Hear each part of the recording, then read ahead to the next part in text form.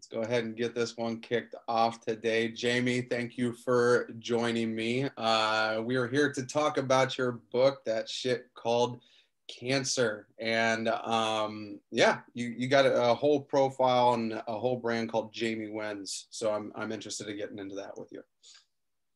So first of all, hello, you guys. If it's your first time to ever watch me, and you're not familiar with my story, my name is Jaymee. Thank you, Ryan, for having me as a guest in your podcast/show.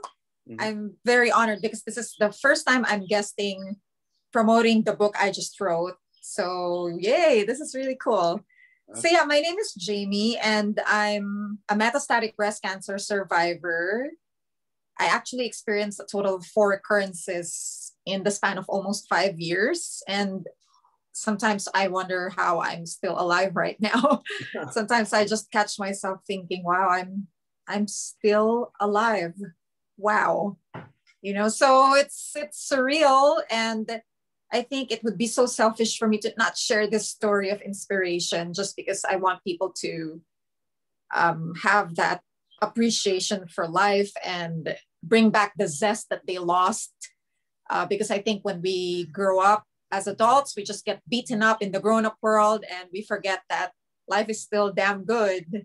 Yeah. So I called myself Jaymee WINS. I coined that moniker at the time when I was doing treatments in my initial diagnosis, just because I live on my own here in America. I mean, I do have friends and people I consider my family here, but technically I've just been new in California. I flew from Spain where I was based 5 years ago.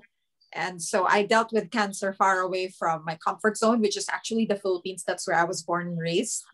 Okay. So being in a foreign land without really my roots here and my comfort zone, I had to deal with cancer just because I know that the treatments in America is much more efficient than in the Philippines, where I'm originally based, where my family is. So I have to just be practical, even if emotionally it was very hard because, of course, you want to be taken care of by your family. And so I have to find a coping device where I will convince myself that I'm going to wing this, like I can do this. Okay. So in my head, I'm like, Jaymee, I have to. I remember talking to one of my best friends in Singapore when I was disclosing to her my decision of doing the treatment here, relying purely on friends and kind strangers and my medical team. And I said, like, I have no choice. I have to win this. You know, I have to win over this hurdle in life. And she said, yep, Jaymee WINS. And I think that just rang a bell. I'm like, yeah. Oh, I like that. I'm like, yes, that's going to be my blogger, influencer, author name, artist name, generally. Okay. I want to day by day convince myself that I'm winning. It doesn't matter what the situation is, but I will have that winning mindset that I'll be okay. I'm going to keep moving forward, even if it's slow, even if on crappy days I don't feel like it. I'm still going to convince myself that I will have better days ahead and there's something to look forward to. So that's the story of the name. That's why it's Jaymee WINS. And I'm notorious for changing names anyway, because I was an artist in the Philippines. I was doing TV and my stage name back then was Jaymee Joaquin. So, and then in Spain, when I was teaching English, people knew me as Teacher Jaymee. So I've always liked... You got all the hats. Yes, exactly. Like to have different characters, but still using Jaymee as the common denominator for everything. Okay. Yes. What brought you over to the U.S. in the first place? You got the cancer diagnosis after you were here in the U.S., right? Correct. Yes. Okay. Yeah. So what brought you here from Spain? Because I have been traveling everywhere since I was 30. I was blessed to have a successful TV career back home as a game show host and events host. Okay. And I did it for a couple of years. Prior to that, I was doing commercial modeling and promo work. So I've been in that entertainment industry, media industry for a while. Mm-hmm. But when I turned 30, I think I just hit this quarter life crisis where I'm like, I'm not ready to just settle down. in the Philippines, and I felt like there's still a big world to explore. You know, I was experiencing this curiosity about living in another country and jumping out of the comfort zone. I was young and invincible. You know, when you're in your 30s, you're very strong and you have no worries. I have no responsibilities. And also I got so pressured working in the media because, as we all know, the media industry can be very, very harsh. They expect you to be perfect and they expect you to always be switched on. And that's what my job was. I'm always, you know, pumped up as a host, as a game show host. So I think at 30, I figured I just want to restart and be anonymous again and go back at one, particularly in a first world country where you can afford to live a simple life because of equality. And yet the government is there to take care of you. Whereas in the Philippines, there's really just two types of people, the rich and the poor. So I want to experience the lifestyle where I can just be middle class and I'm still going to live a quality life. And you can achieve that in a first world country. And so I jumped to Australia first, was living there for a year and a half, studying and working. And then the visa expired and then I jumped to Spain. I found an opportunity to teach English, a second language, to adults. And I did it for 4 years. I ended up just staying. I wanted to just stay 1 year, but life in Europe is amazing. It's filled with art and culture. And I mean, I didn't really get rich teaching, but it gave me the opportunity to stay there and travel on long weekends. So basically living the life, la dolce vita. And yeah, after 4 years, I experienced a major heartbreak because I thought I was going to settle there. And I had a partner and, you know, I made plans with him in my head that we're going to be together, but it didn't work out. And I was devastated because that was my only plan. There was no plan B. And while nursing a broken heart, I became overly depressed. And the depression was so severe that I would sometimes faint in public if I think about it, because I just, you know, it's a vasovagal reaction. I think about the worst case scenarios, like, oh my God, I'm alone here in a foreign land. I'm not very fluent in Spanish, although I can speak, but it's still not my mother tongue. So I go on to these like weird panic attacks and I would just like pass out. So when I was nursing that, I just thought like, oh, I'm gonna travel and visit my best friend in San Diego just to take a breather because I was really, you know, going down the dumps of depression. And yeah, and then I visited her. And again, I had that because I've already jumped to 2 countries. And I'm like, oh, maybe I could try to move to America and see and start anew, you know? So I jumped here in California without any plan, just to escape my heartbreak and my depression. And that's why I was here. So it wasn't like I planned to move here. It's more like an impulsive decision because I was, you know, at a low point in my life. And then I moved here. And then after only 2 years of enjoying California, I was loving life. And I was, you know, driving my 1997 Mazda Miata convertible. I was feeling like a SoCal babe and working in the concierge. You know, I had all the hospitality related perks in my job, being a concierge. I get invited to restaurants. So I was really just getting to know San Diego and California in general. And then the breast cancer diagnosis hit. I had an early stage breast cancer after 2 years. So I had to halt everything. And again, I went back to this, oh my God, I'm by myself again. This time, not a heartbreak, but a health diagnosis. So yeah, so to answer your question, I know it's long, but that's how I ended up being in America. And I've only been here 5 years. I'm very new in America. I'm not born and raised here. I'm still getting to know it. I'm still learning the ropes and what actually I can do here to contribute and give back because of the great medical care I've been receiving. I want to give back so bad. So I'm still journeying in that, and hopefully the book that I wrote will jumpstart everything. Well, yeah, what's interesting to me, and we're definitely going to get into the book stuff here real soon. What's interesting to me is people's experience and outlook on America who weren't born here.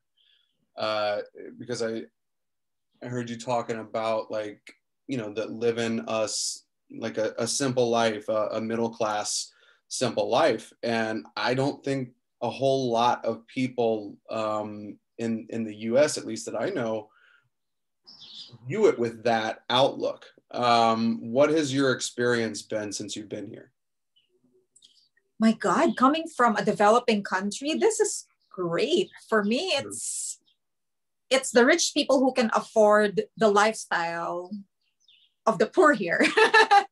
You know what I mean? Like, you have to pay to have access to the beach in the Philippines. You have to pay to have access to a good park, a good library. So everything is paid for, and it's only the rich people who can experience it back home. But here, I work in the public library part-time, and the library here is the expensive university level in the Philippines. You have to be an alumni or part of the school to get access to that. Whereas here, you have beautiful public libraries.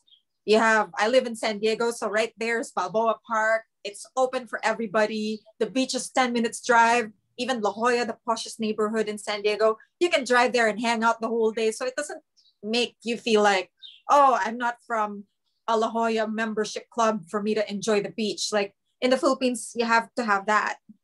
Everything is private and exclusive, and you need to pay to experience quality of life.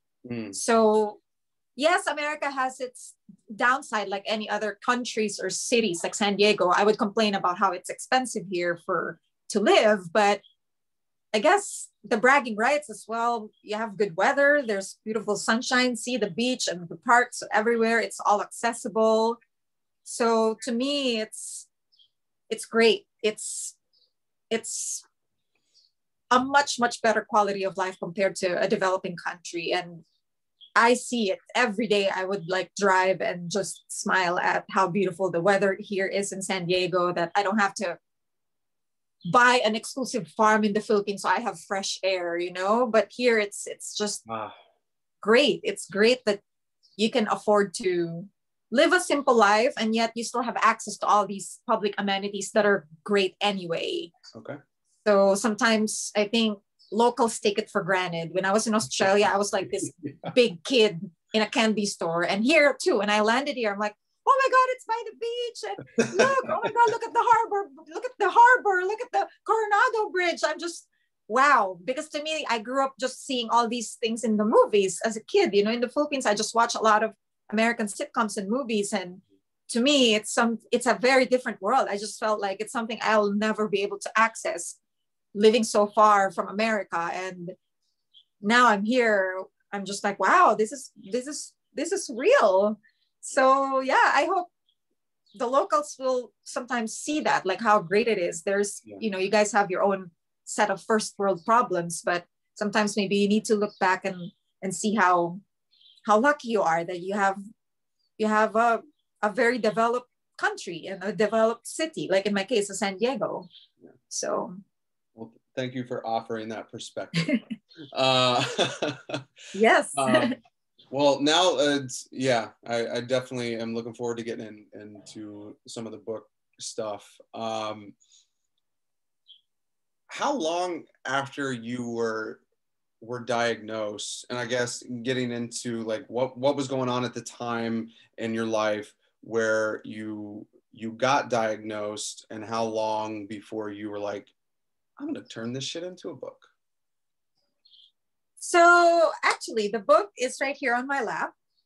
And maybe your viewers, in case you're watching this on YouTube, maybe your viewers on YouTube are curious, like, why the hell does she have a poop emoji with a pink ribbon in the background?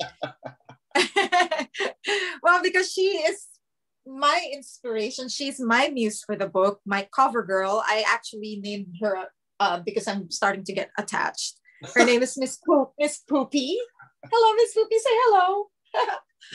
So she is the cover of my book, entitled "That Shit Called Cancer: The Not So Subtle Art of Winning Your Life Back." This is a breast cancer self-help book written and invented by yours truly, Jaymee WINS, which is my author artist name.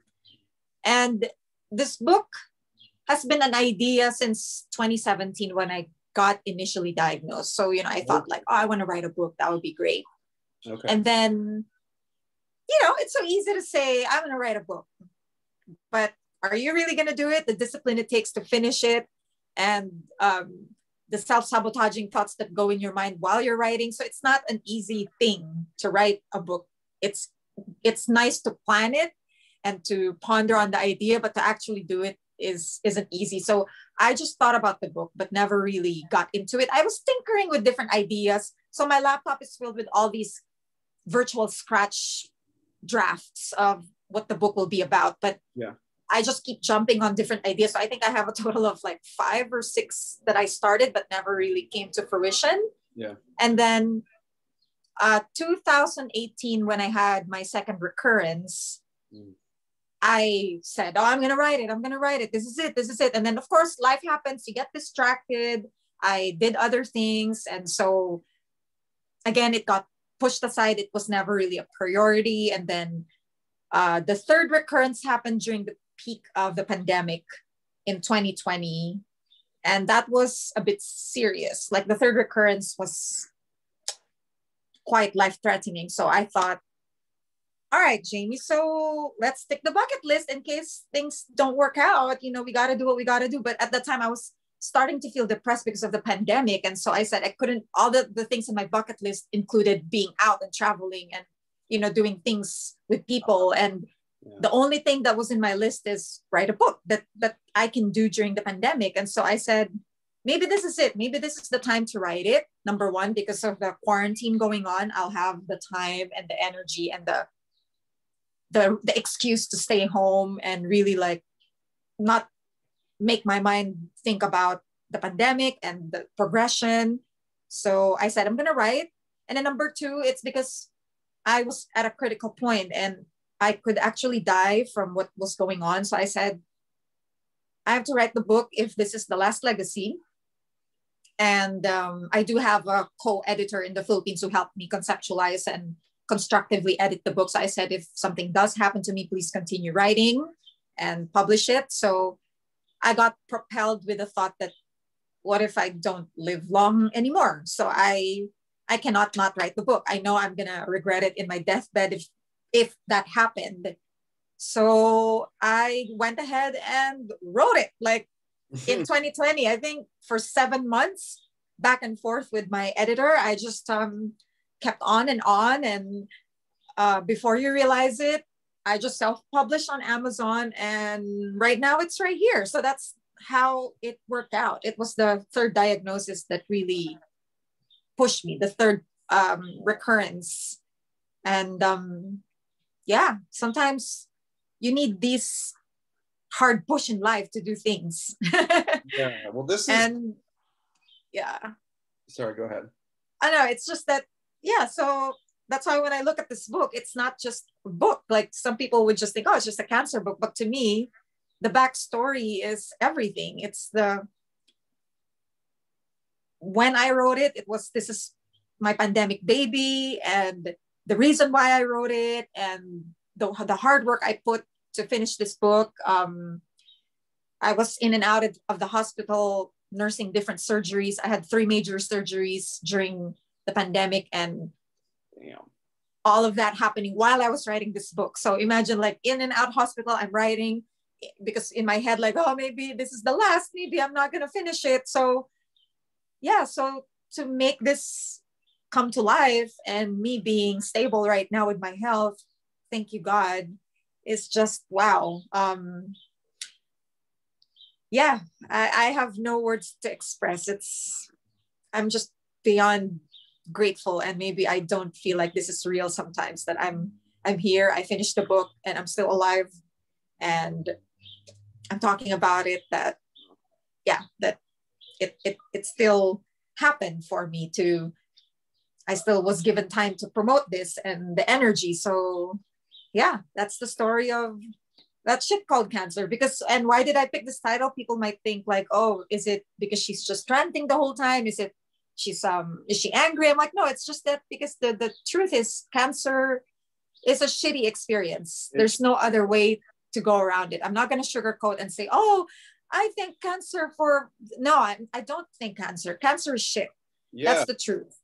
You know, it's hard. It robs you with a lot of things. It steals your energy, your joy, your life, your personality. It's a big thief, and it's shit. But given a cute smile and a ribbon, which ironically is pink because of the breast cancer color for the ribbon, you can still make something beautiful out of life.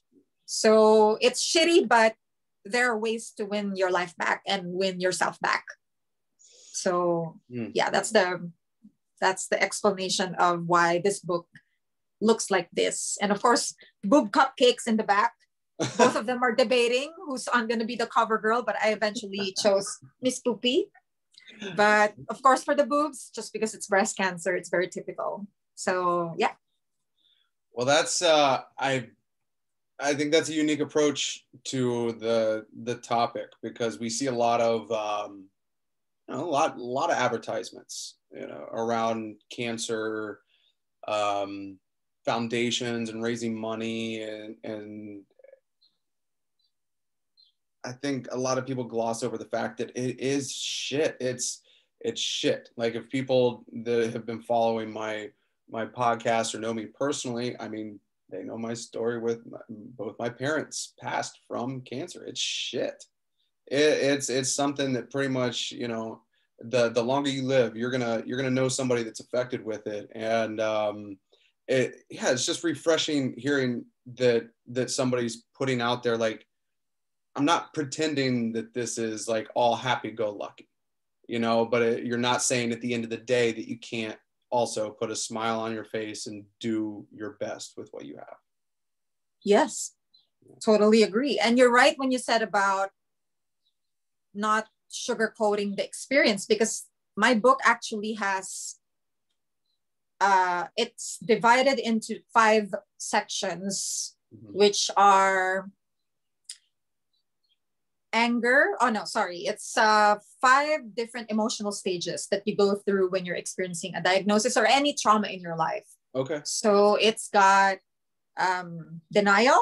That's the first section. Denial, anger, bargaining, grief or depression, and then finally acceptance. Because we all go through that. If you go through a separation, if you go through health diagnosis, or something tragic happens, you go on those 5 emotions. So I subdivided the book into those sections, and each section has 2 self-sabotaging thoughts that are commonly playing in a cancer survivor's head, along with 2 winning affirmations, how to counter each one of them.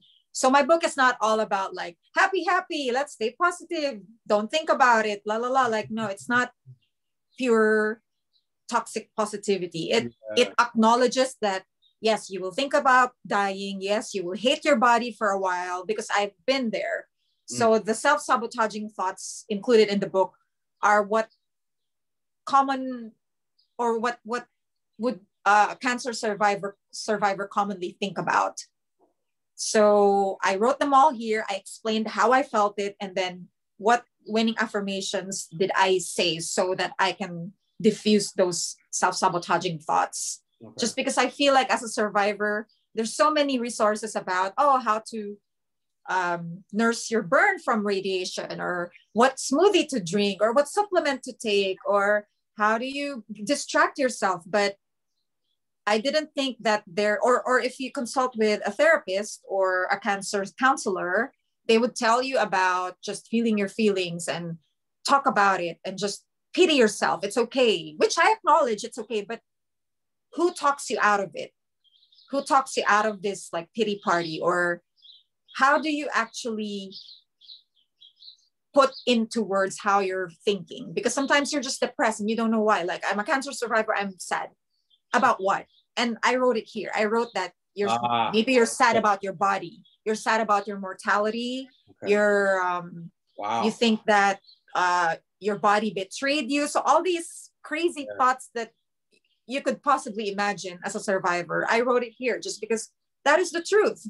I mean, even as a survivor myself and being an influencer blogger and on my way to becoming a motivational speaker, I'm not going to lie and say, I'm always winning and positive because I'm Jaymee Wins. No, I say that, to convince myself that I will keep on and keep winning. But I have days when I'm down and I'm low, and I would apply my own advice to myself and look at the winning affirmation I wrote. So yeah, that's the real deal with cancer. It's not all rainbows and pink ribbons and hope and all these agenda that some publicity is doing about cancer. I think we have to acknowledge the fact that it's a horrible disease. It's not, I'm thankful for it because it made me strong. No, I can be strong in other ways. So I'm not thankful for it, but I'm thankful for the support I'm getting and for my willpower to live. And if you do believe in a God or the universe or whatever it is, you're thankful for that, but not with cancer. No. Fish cancer is shit. I agree. Yeah. Where would you say your willpower and your drive to keep going comes from? Because like being the fact that it metastasized and it's moving around to different places, and you're finding out about this, like you said, it was what, your third one last year? Yes. And then I had a fourth one as well towards the end of the year last year. So if you look at it, technically I had 4 recurrences. And so this is my 5th chance at life. First is, of course, my original life. And then 2nd, 3rd, 4th. So I am like a cat. This is my 5th life. Well, you got 4 with cancer, but 5th including. Yeah. So I'm just like, yeah, you're right. So sorry to interrupt, but you were going to ask something where I got my drive. Yeah, like, because it's just seeing my own parents and knowing what other people's struggles have been over the years. I know it takes a lot out of those that are going through the treatments, that are just living with it, so it's like the doing anything, when you're going through any sort of like treatment where you might feel zapped, or, you just don't feel like doing shit, or, you're not in the best space. Like it's pretty commendable that you're on the other side of the world away from your family and you're going through this diagnosis. You have multiple recurrences and you're still putting this out. Like, where does that come from? I think firstly is pure survival instinct. Maybe the fact that I'm far away from my family here, and I know that I just gotta have my shit together. Because I can't call mom to make food. I can't call my brother to pick me up in the hospital. It's me, and I have to live. Yeah. So if you watch the movie Hunger Games, it's more like, oh, you gotta survive, girl. You just gotta do what you gotta do to survive and not get killed by bullets or whatever obstacles. So I feel like that's me.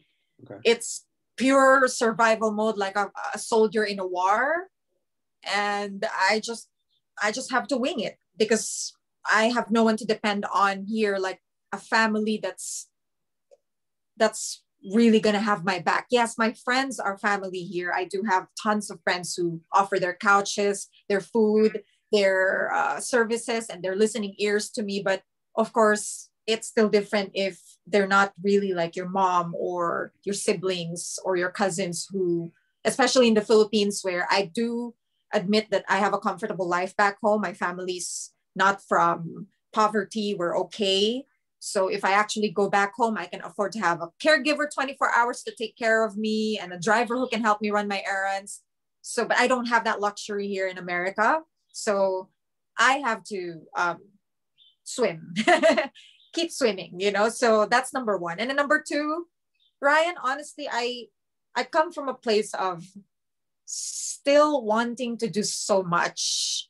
Okay. I'm very new in America. This is the land of opportunities. And every time I think about it, I'm like, oh, there's so many things I can try and do. And that's what makes me always talk to myself and my body that, okay, we have to live. Okay, we have to keep going. We have to heal because we're going to try this, Jamie. See, this is the first thing. I'm like, we're going to write a book, and then we're going to produce a movie, and then we're going to do this, and then we're going to still try guesting in interesting podcasts like your podcast and maybe Good Morning America and all these other places. And so it's like I'm just so new in this country that I feel like there's so much that I can try and do. So that pushes me to, okay, let's take care of ourselves, Jaymee. Let's do this. Let's do the best we can to live and to carry on with life, because we don't want to miss out on what America can offer. So let's keep winning. So I guess that's where I'm coming from. Whereas if maybe I'm in a very comfortable zone where I feel like I've already reached everything in my life, then maybe I wouldn't have that strong drive to live. But right now I'm a small fish in a very big ocean. Okay. And I'm so excited to explore, to try to see what I can give back here in America and what I can experience. So yeah, I mean, that's it. And the third one would be, I believe in my heart, I still have a purpose. I believe in a God, and I believe that when your time is up, your time is up. The fact that I'm still here, it means I still have unfinished business in the world to do, which hopefully maybe is the book, the motivational speaking, the making the movie, all these dreams I have in my head, and to write more inspirational books. So I have all these drive to inspire the world. So maybe the calling is not done yet. Maybe the assignment is not done. So I'm hoping for many, many, many more decades and great health to make it happen. Awesome. How did it feel while you were writing the book? You know, I'm because it sounds like very fresh. You're writing it as it's going on. What kinds of what kinds of emotions, thought patterns, that kind of stuff was coming up for you as you were writing this part of your life out? Writing this book actually triggered a lot of emotions for me. It felt nice and therapeutic to share it, to type it out, so it's not bottled up inside me, but at the same time I have to relive all of it. So imagine during the pandemic where I have a catheter on my left lung and I was draining fluids on my own in my shoebox apartment while on quarantine, and then writing this book. I'm already experiencing fear and pain in my present when I was writing this because of the progression in my left lung. Yet I have to write and talk about the first time I got diagnosed and write about the chemotherapy. So I have to feel it all for me to write it. So it was quite heavy. I would sometimes leave my computer screen and do some yoga poses and inhale, exhale, because I get triggered with anxiety, thinking like, oh my God, I can't believe I've been through that. You know, I have to relive it. I have to relive being bald, dig up old photos of me bald because I included it in the book. So yeah, it was heavy. It was heavy to recall everything. And I would occasionally break down while writing because I just sometimes feel sorry for my body for going through a lot. I feel like now I see it as like I am a third party, and I am seeing myself on the outside looking at what's going on with me. And then I think, oh my God, my body has been through so much. So sometimes I just cry and think, oh wow, my body has been so beaten up, and yet it's still fighting to live and giving a vessel for my soul. You know, this is the physical vessel of my soul. And yeah, so sometimes I just get helpless and cry and then continue to write again. And sometimes I get so angry. So I experience all the emotions, the denial, the anger, because sometimes I get angry, like, why me? Why did this happen? So I wrote it in the book. I was honest. I asked God so many times. Wow. And then there are times when I'm in denial because I'm like, oh my God, is this really happening? Like, am I really in America diagnosed with stage 4 cancer? And when I'm supposed to be pursuing my dreams and doing more compared to women my age. I'm 41 now. I got diagnosed at 36. And, you know, at that age, people are usually building families and businesses and doing at the prime of their lives, and me, I am nursing an old lady disease. And yeah, it was, you have to be comfortable going through all of that for you to write it, because I want my readers to feel that. And what I'm telling you is I wrote them all here too. So all these things are my reality. And yeah, it was a hard writing process. And that's why sometimes my editor who helped me write this book would soften the edges, because she would see that, oh, Jaymee, this is sounding like a rant. I'm going to have to, soften the edges here. Or sometimes it sounds too depressing. She would sometimes wrap it around with more positivity, something like that. Like I really needed help, because if not, it would, whatever I was feeling at the time really radiates in my writing.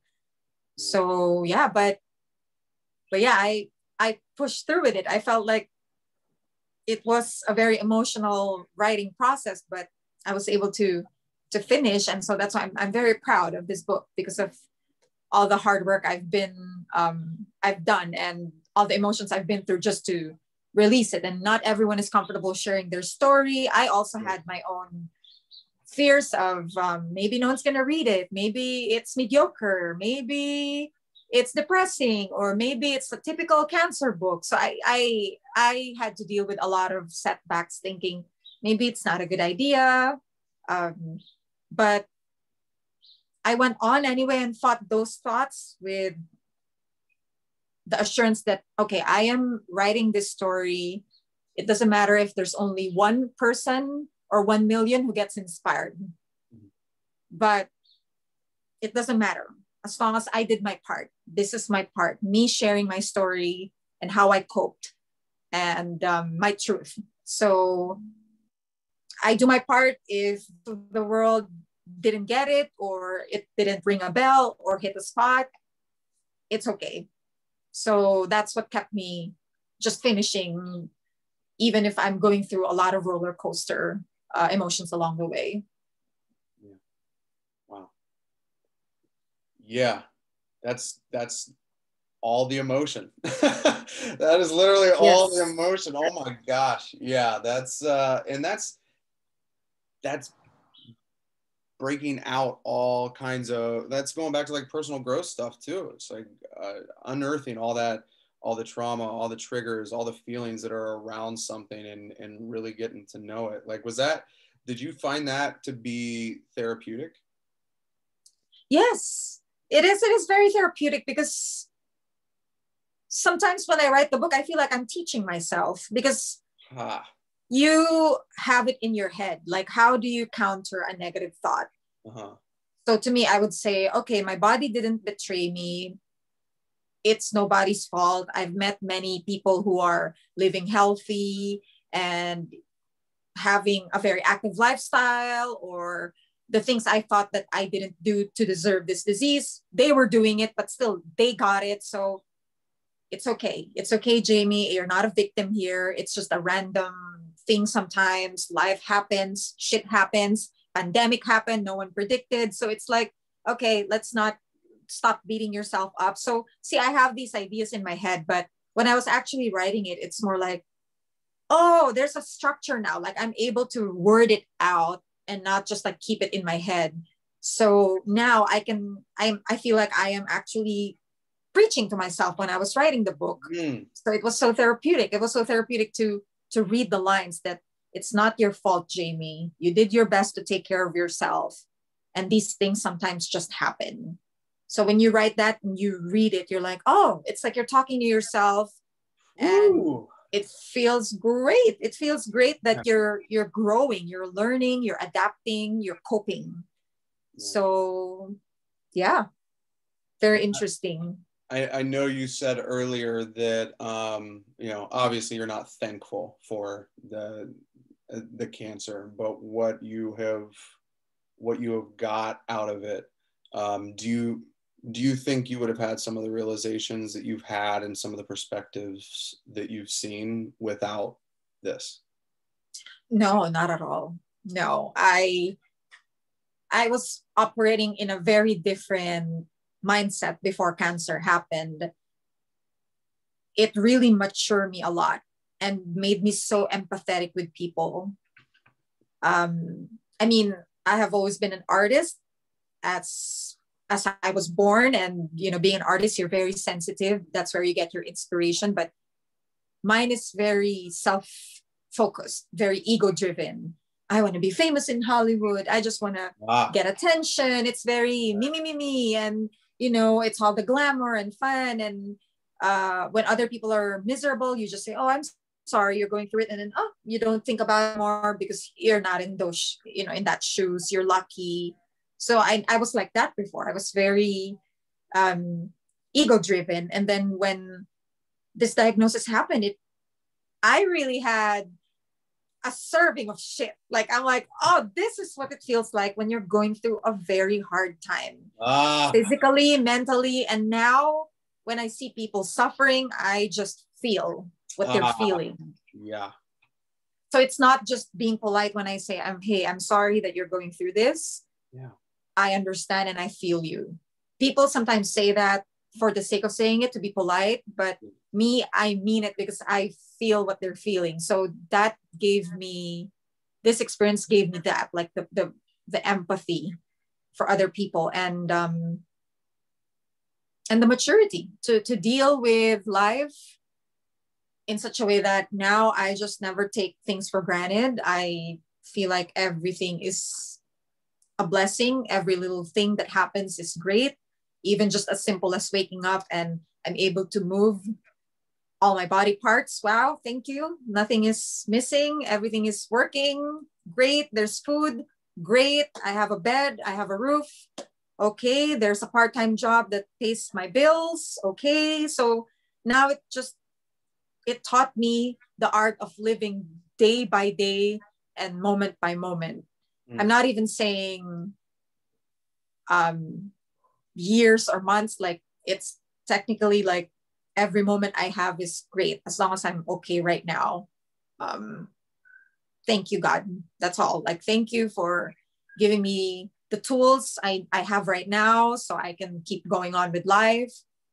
Yeah, now I just all my superficiality went out the window when I got this diagnosis. Now I realized that it's really the simple things that matter, having good friends who love you and take care of you, having access to healthcare. Like in America, I was just fortunate to have access here with Medi-Cal, who takes care of the bills. So yeah, I got so reformed. I grew up. I really shoot up after this diagnosis. And I guess all of us go through life problems, and if we're lucky, one of them will really just push us out to grow up. And some people, it's maybe parenthood. Some people, it's going through a horrible relationship or a financial problem. Mine, I think, was the health diagnosis. Yeah. That really pivoted my life into something more meaningful and purposeful, and not just, oh, I just want to look pretty and, shake my bum on TikTok. Like, I think if I didn't have the diagnosis, I would still be that girl. See, I even call it girl, not a woman, because I would still be focused on, I just want to have a nice outfit and I just want to be famous. And, it's just all very ego driven. So now it's purpose driven. Wow. Totally. Well, that's a pretty awesome transformation then, sounds like. Thank you. Did you, before your diagnosis, had you had any aspirations to becoming an author in your life? I thought about, because when I was living in Spain, I was doing blogging about being a teacher and living the European life. Okay. So I love being a blogger. I never thought about writing a book. I just love documenting things. And when I read Elizabeth Gilbert's Eat, Pray, Love, that memoir that really inspired me to travel as well, because she's one of my favorite writers who went through a horrible divorce, and that shoot her up into just going on a nomad lifestyle and traveled in different places. So I thought like I would love to have a story that's somewhat similar to that, where I go through a life hurdle and I just travel, which I kind of did, because after the showbiz in the Philippines, I traveled. So I somehow copied her or got inspired by her story. But see, I just thought that I thought I would travel the world just like what she did and live that kind of life where I just find myself. Okay. But I think the book just came during the diagnosis. Like when I was pondering on the bucket list, I just really felt, and everyone I speak to, when I say like, oh, this is my life, you know, because people would, you know, well, the usual women in my age group would, you know, if you ask what their life is about, you know, they finished school, they met their college sweetheart, they got married, and they have kids, and they live in a house, and that's the usual template. And then if they ask me, what did you do? You know, and I said, oh, well, I did, you know, TV in the Philippines, and then quit my job and traveled to different countries, and then got cancer. And so everyone is like, whoa, your story is like very, very different. So you should write a book about it. Like, see, I always get that comment, like, you should write a book, because, you know, it sounds like a very unique path and not very common for women. So I think I always got that buzz, or maybe that's a sign from the universe who's giving me hints like, book, Jaymee, write a book. But again, I just say, yeah, I will. But oh well, talk is cheap. So I just say it, but I never actually sat down and did it until until the pandemic, where I actually finished the book. Because before that, as I said earlier, it was just all ideas and tinkering with different drafts. So yeah, I'm glad. I still can't believe I have a new label, which is an author, because Jaymee Wins is usually I put Jaymee Wins. I'm a blogger. I do have a podcast show that I do once in a while entitled Win Your Daily Battles, where I talk about how to win over the day-to-day stress or simple life struggles, or how do you just like win in life in general.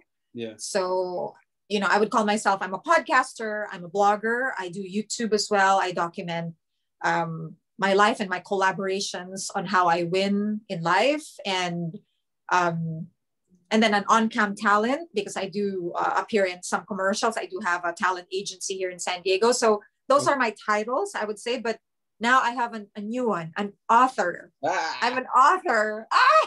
Oh yeah.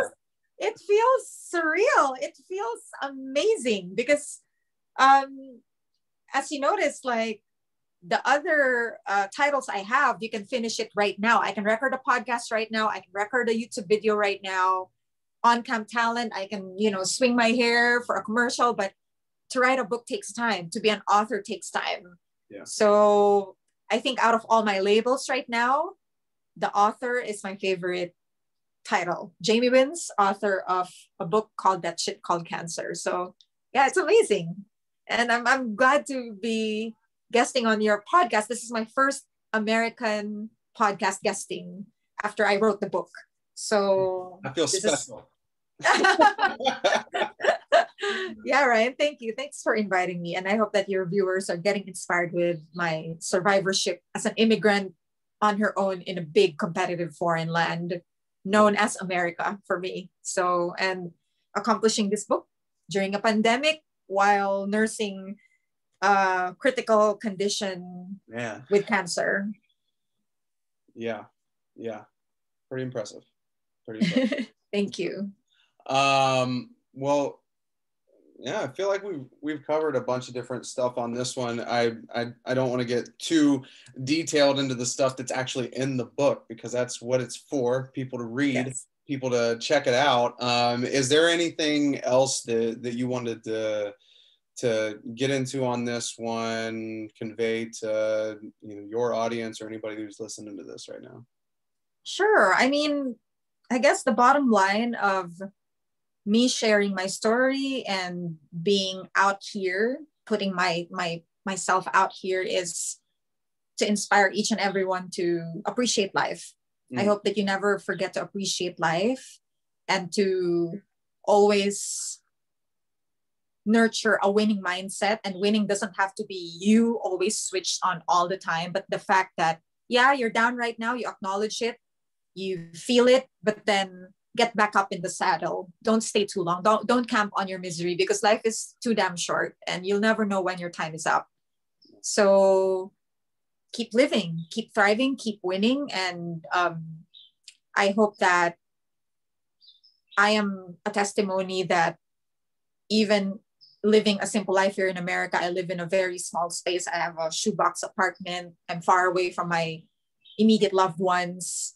And yet I'm still continuing to pursue my dreams, continuing to nurture my relationships. So I hope that listening to me right now, you get this takeaway and you see life differently. And you consider yourself lucky if you have good health and you have loved ones around you, you have a safe space that you feel comfortable in. That's more than enough. And you have food on the table.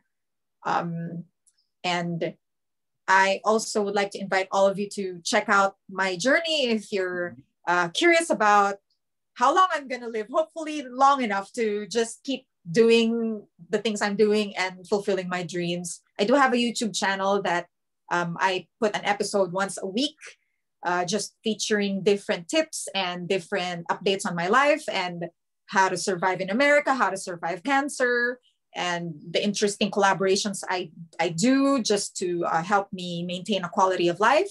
That's Jaymee Wins. So everything is Jaymee Wins. My Instagram also has inspiring quotes and photographs. So that's Jaymee Wins as well.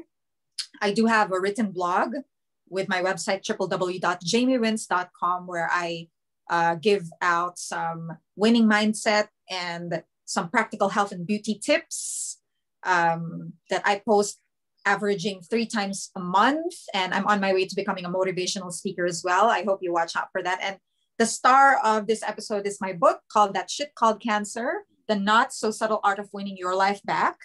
This is my cancer story attached to a self-help book for any survivor out there and any loved one going with a loved one who's going through a diagnosis, so you can understand where we're coming from, what our fears are, and what our insecurities are. It's got not just the self-sabotaging thoughts and winning affirmations. It's got some resources for America and the Philippines, because both of my followers are from the two my prominent followers are from America and Philippines. Mm-hmm. And it's got some of my favorite recipes, some of like tips how to date when you've been diagnosed because of your insecurities. How do you put yourself out there again?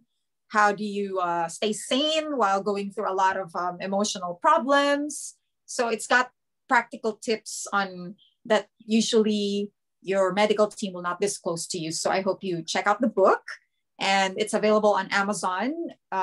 There's ebook and paperback, and also the audiobook is on its way. And so far this is the jam, and the book is very affordable. I made it very affordable just because this is more a give back to life. Okay. And I hope that it inspires a lot of cancer survivors watching. And I do hope that you give me a feedback if you ever check out the book. I would love to hear your thoughts and share your story to me if you can relate or not. Doesn't matter. I just want to hear from you that you got the book, and hopefully it helps you see life in a winner's perspective. So yeah, thank you so much. And I hope you send me good vibes and keep praying that I still live long to fulfill my American dream. I still have a lot to do. So praying to God that this will all happen. Well, Jaymee, thank you for taking time out to do this today. Love your attitude. I think it's awesome that you're putting out a practical approach to something that I think is difficult for a lot of people to talk about. So good stuff. Thanks, Ryan. Oh my God. And hello to Miss Poopy. Miss Poopy is so happy to be guesting her first podcast. Yeah, She she's didn't the say much during this one, so yeah, she's a real pastry, but she got hard because being in the fridge, I just keep her because I include her in my publicity just because she is a proper pastry that I ordered. People thought that the cover is a graphic, and nope, it's a real cake from Baby Cakes here in San Diego. They made it specifically for the cover. So she is my muse and my inspiration. Mm-hmm. And she's the ribbon fell. It's okay. Her ribbon got detached, but it's okay. I can glue it back. Yeah, there you go. First interview and Miss Poopy's falling apart. Jeez, come on. I know, she's getting nervous. Well, yeah, we're gonna go ahead and wrap this one up today. Again, thank you again, and for everybody who is checking this out, listening, watching. Hope you enjoyed it. We are getting out of here. See ya.